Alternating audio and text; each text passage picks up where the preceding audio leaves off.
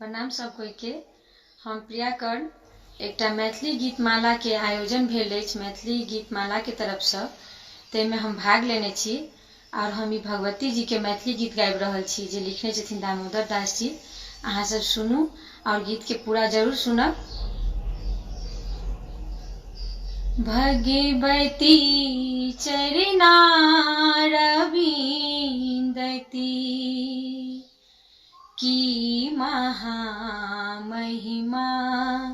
निहारू, भगवती चरना रविंदती की महामहिमा निहारू, भगवती चरना रविंदती की महामहिमा निहारू।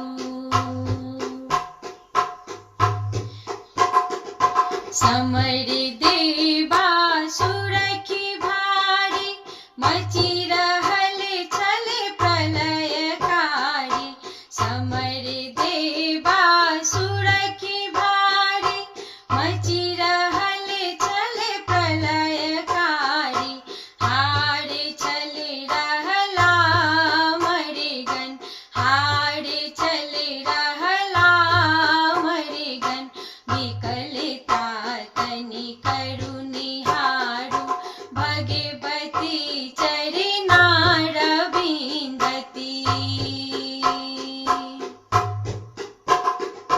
गौरी संपदि शरण धैलन, त्राहि त्राहि पुकार कैलन, गौरी संपदि शरण धैलन, त्राहि त्राहि पुकार कैलन, भगवती दौड़ू विपत्ति में, भगवती दौड़ू विपत्ति में, सिंह सो हमरा उबारू, भगवती चरना रविंदती की महामहिमा निहारू।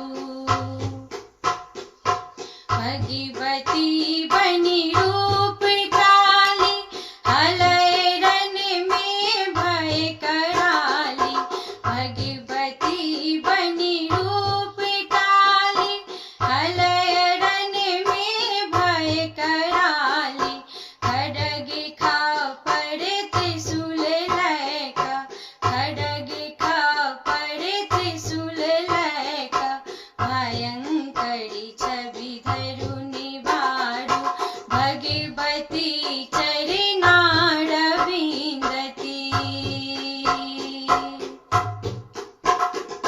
काटी असुरक सिर खप खप, चापी सोनित लाल लप लप, काटी असुरक सिर खप खप, चापी सोनित लाल लप लप, चलय दैत्य समूह छन में, चलय दैत्य समूह छन में, जयति जय सूर्य गण उचारू, भगवती चरना रविंदती।